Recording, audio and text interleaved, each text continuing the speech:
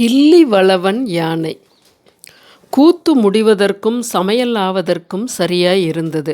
கட்டுக்கட்டாக தாமரை இலைகளை கொண்டு வந்து அவ்வீரர்களின் முன்னால் போட்டார்கள். பிறகு பொங்கலும் கறி அமுதும் கொண்டு வந்து பரிமாறினார்கள். வீரர்கள் சாப்பிடத் தொடங்கிய பிறகு இளவரசர் அவர்களிடையே பந்தி விசாரணை செய்து கொண்டு வலம் வந்தார். ஆங்காங்கே நின்று அவ்வீரர்களின் உடல் நலத்தை பற்றி விசாரித்தார். அவர்களுடைய ஊரையும் பெயரையும் விசாரித்தார். அப்படி விசாரிக்கப்பட்டவர்கள் ஆனந்த கடலில் ஆழ்ந்தார்கள். பக்கத்தில் இருந்தவர்கள் அவர்களுடைய அதிர்ஷ்டத்தை பாராட்டினார்கள். ஏற்கனவே சோழ நாட்டு வீரர்களுக்கெல்லாம் இளங்கோவின் பேரில் மிக்க அபிமானம் இருந்தது.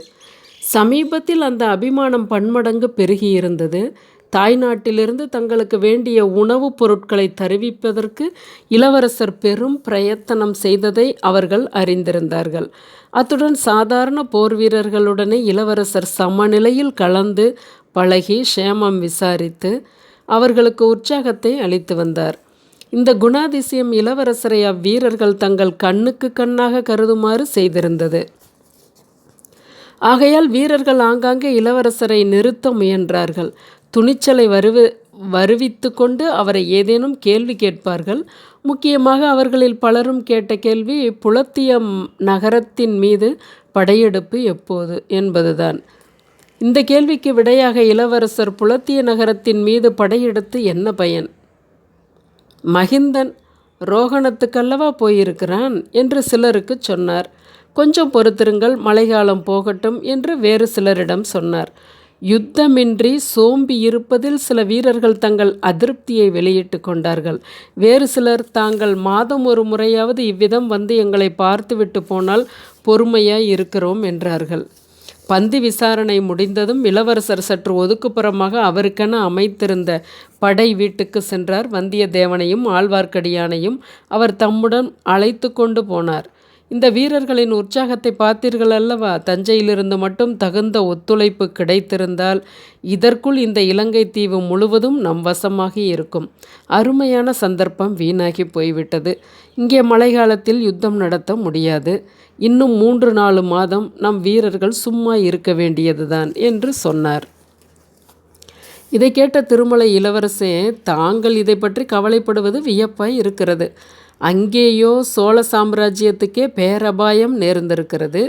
விஜயாலய சோழர் ஸ்தாபித்த ராஜ்யம், பராந்தகராலும் சுந்தர சோழராலும் பல்கி பெருகிய மகாராஜ்யம் உள் அபாயங்களினால் சின்னாபின்னமாகிவிடும் போல் இருக்கிறது என்றான் ஆழ்வார்க்கடியான். ஆமாம், நீங்கள் இருவரும் முக்கியமான செய்தி கொண்டு வந்திருக்கிறீர்கள்.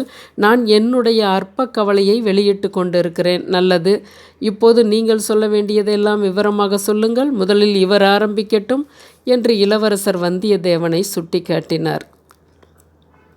வந்தியத்தேவன் உடனே தன் கதையை தொடங்கினான். காஞ்சியிலிருந்து தான் புறப்பட்டது முதல் கண்டவை கேட்டவை எல்லாவற்றையும் கூறினான். பற்பல அபாயங்களிலிருந்து தப்புவதற்கு தான் புரிந்த சாகச செயல்களை குறித்து அதிகமாக விஸ்தரிக்க விரும்பாதவன் போல் காட்டிக்கொண்டு அதே சமயத்தில் தன் பிரதாபங்களை வெளியிட்டான்.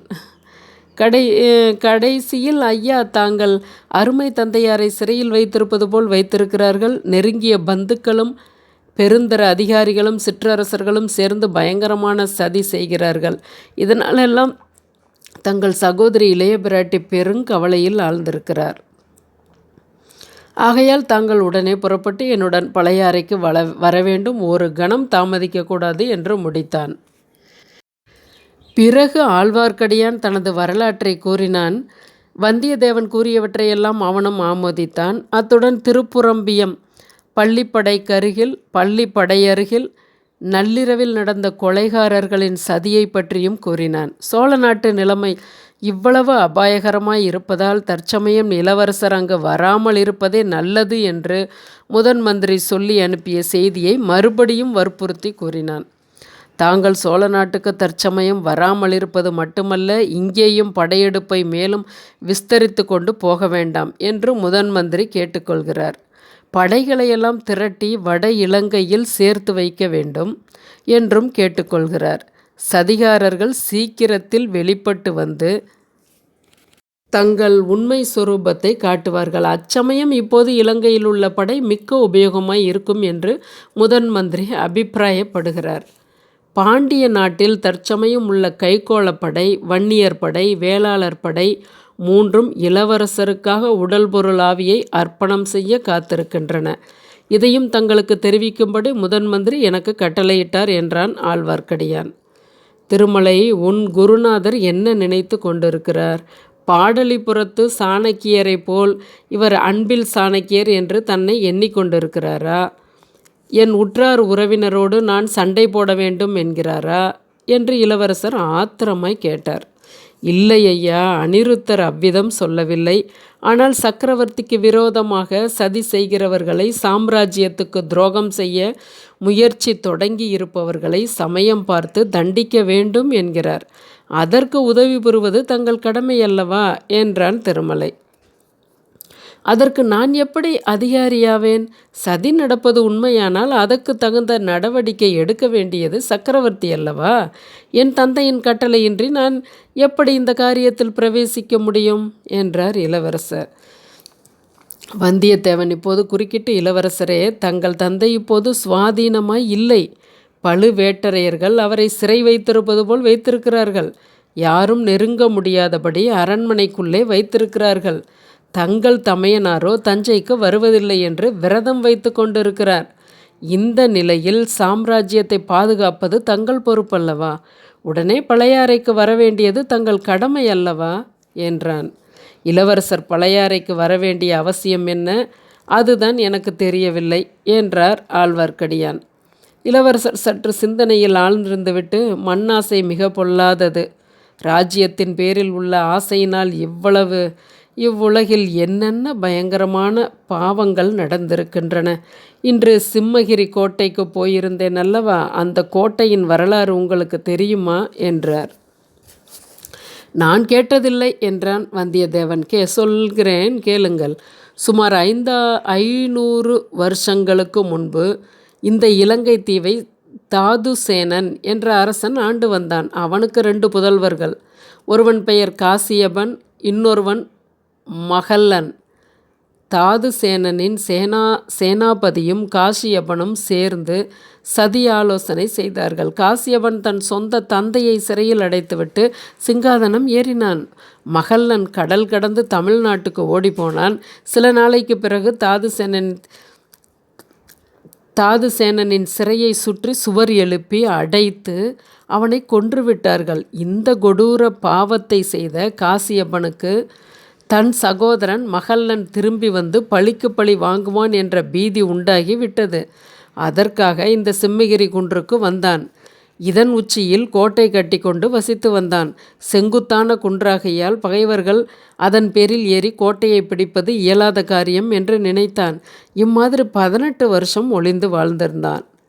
கடைசியில் ஒரு நாள் மகல்லன் தன் உதவிக்கு பாண்டிய ராஜாவின் சைன்யத்தையும் அமைத்து கொண்டு வந்து சேர்ந்தான். சிம்மகிரி கோட்டையை அணுகினான். அச்சமயத்தில் காசியப்பனின் புத்தி பேதலித்து விட்டது. அத்தனை வருஷம் கோட்டையில் ஒளிந்திருந்தவன் அசட்டு தைரியத்துடன் வெளிவந்து போராடி இறந்தான். அப்பேற்பட்ட பாதகன் தந்தையை கொன்ற பாவி.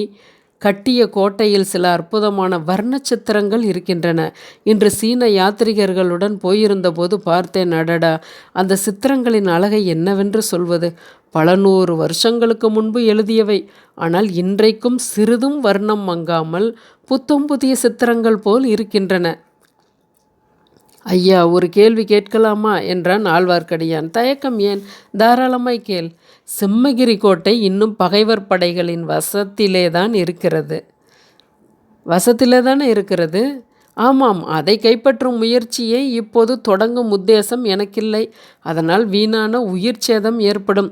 அதை பற்றி நான் கேட்கவில்லை ஐயா. பகைவர் கோட்டைக்குள் தாங்கள் பிரவேசித்தது உசிதமா என்று கேட்டேன். சில யாத்ரிகர்களுக்கு யானை பாகனாக தாங்கள் போக வேண்டிய அவசியம் என்ன நேர்ந்தது? யானையின் கழுத்தில் தங்களை பார்த்ததும் என் கண்களை நம்புவதா இல்லையா என்ற சந்தேகம் எனக்கு ஏற்பட்டுவிட்டது. தங்களுடைய புருவத்தின் நெரிப்பை பார்த்துதான் சந்தேகம் தெளிந்து நிச்சயப்படுத்தி கொண்டேன். இப்படி தங்கள் உயிருக்கு அபாயத்தை ஏற்படுத்தி கொள்ளலாமா? என் உயிர் மட்டும் அவ்வளவு உயர்ந்ததா திருமலை? எத்தனை சோழ நாட்டு வீரர்கள் இந்த இலங்கையில் வந்து உயிரை விட்டிருக்கிறார்கள். அவர்கள் போர்க்களத்தில் உயிர் துறந்தார்கள். தாங்கள் அனாவசியமாக தங்களை அபாயத்துக்கு உள்ளாக்கி கொண்டீர்கள். அனாவசியமில்லை. 2 காரணங்கள் உண்டு. சிம்மகிரி சித்திரங்களை பார்க்க வேண்டுமென்ற ஆசை எனக்கு வெகு நாளாய் இருந்தது. அந்த ஆசையை இன்று பூர்த்தி செய்து கொண்டேன். இளவரசரே, இன்னொரு காரணம். பார்த்திப பல்லவர் திரிகோணமலையில் வந்து இறங்கின உடனே எனக்கு செய்தி கிடைத்தது. அவரை இன்று பார்க்க விரும்பவில்லை. ஏனெனில் மாதோட்டத்துக்கு முதன் மந்திரி வந்திருக்கிறார் என்பதும் எனக்கு தெரியும். அவரிடமிருந்து செய்தி வரும் என்று எதிர்பார்த்தேன். 2 மூத்தவர்களிடமிருந்து செய்தி வந்தால் முதலில் கிடைக்கிற செய்தியின்படிதானே நான் நடந்தாக வேண்டும். வந்தியத்தேவன், ஆகா, அப்படி சொல்லுங்கள். என் கட்சிதானே ஜெயித்தது என்று குதூகலித்தான். அரசே, இவன் தங்களை தந்திரத்தினால் ஏமாற்றிவிட்டான். அவன் ஏமாற்றவில்லை, நானாகவே ஏமாந்தேன். உன்னை அழைத்து வருவதற்கு வைத்திருந்த வீரனை இவன் குதிரை மேலிருந்து தள்ளிவிட்டு அக்குதிரை மீது தான் ஏறி கொண்டு வந்ததை நான் கவனித்து விட்டேன். இவனுக்கு ஒரு பாடம் கற்பிக்க விரும்பினேன். நல்ல பாடம் கற்பித்தீர்கள். ஒவ்வொரு பாடமும் ஒரு மணங்கு நிறைந்திருக்கும். இப்போது நினைத்தாலும் என் முதுகும் மார்பும் வலிக்கின்றன. ஓலை கொண்டு வந்த தூதனை இப்படிதானா நடத்துவது? போனால் போகட்டும், தாங்கள் மட்டும் என்னுடன் பழையாறைக்கு வருவதாயிருந்தால். எனக்கு ஒரு பழைய பாடல் ஞாபகம் வருகிறது திருமலை. என் முன்னோர்களில் பெருங்கிள்ளி வளவன் என்று ஒரு மன்னர் இருந்தார். அவரிடம் ஒரு அதிசயமான யானை இருந்தது. அதன் ஒரு கால் காஞ்சியில் இருக்கும், இன்னொரு காலினால் தஞ்சையை மிதிக்கும், மற்றொரு கால் இந்த ஈழ நாட்டை மிதிக்கும், 4வது கால் உறையூரில் ஊன்றி நிலைத்திருக்கும். கச்சி ஒரு கால் மிதியா ஒரு காலால் தத்து நீர் தன் தஞ்சை தான் மிதியாய் பிற்றையும் ஈழம் ஒருகால் மிதியா வருமே நம் கோழியர்கோ கிள்ளி களிறு என்று அற்புதமான கற்பனையுடன் ஒரு புலவர் பாடியிருக்கிறார். இந்த இலங்கையில் மந்தை மந்தையாக 1000 யானைகள் இருக்கின்றன. இருந்து என்ன பயன்? புலவருடைய கற்பனை யானையைப் போல் ஒரு யானை இருந்தால் நானும் ஒரே சமயத்தில் காஞ்சியிலும் பழையாறையிலும் மதுரையிலும் இலங்கையிலும் இருக்கலாம் அல்லவா? புலவரின் யானையை பற்றி கேட்டதும் வந்தியத்தேவனும் ஆழ்வார்க்கடியானும் விழுந்து விழுந்து சிரித்தார்கள். அப்படிப்பட்ட யானை தான் இல்லையே, தாங்கள் என்ன செய்ய போகிறீர்கள் என்று திருமலை கேட்டான். சந்தேகம் என்ன, பழையாறைக்கு வருவதென்றுதான் முடிவாகிவிட்டதே என்றான் வந்தியத்தேவன். உங்கள் சண்டையை கொஞ்சம் நிறுத்தி வையுங்கள். நாளை அனுராதபுரம் போவோம். அங்கே பார்த்திபர் பல்லவரை நாம் எப்படி சந்தித்தாக வேண்டும். அவர் சொல்வதையும் கேட்டுவிட்டுதான் முடிவு செய்ய வேண்டும் என்றார் இளவரசர். அடுத்த அத்தியாயத்தில் சந்திப்போம். உங்கள் வீட்டில் இருக்க பெரியவங்களுக்கு பொன்னியின் செல்வன் கதை பிடிக்கும், அதாவது படிக்க தெரியாது, வாசிக்கிறத கேட்கணுன்னு பிரியம் உள்ளவங்களுக்கு, பிளேலிஸ்ட்லேருந்து எடுத்து பார்க்க தெரியாதவங்களுக்கு நீங்கள் கொஞ்சம் உதவி பண்ணுங்கள். நன்றி.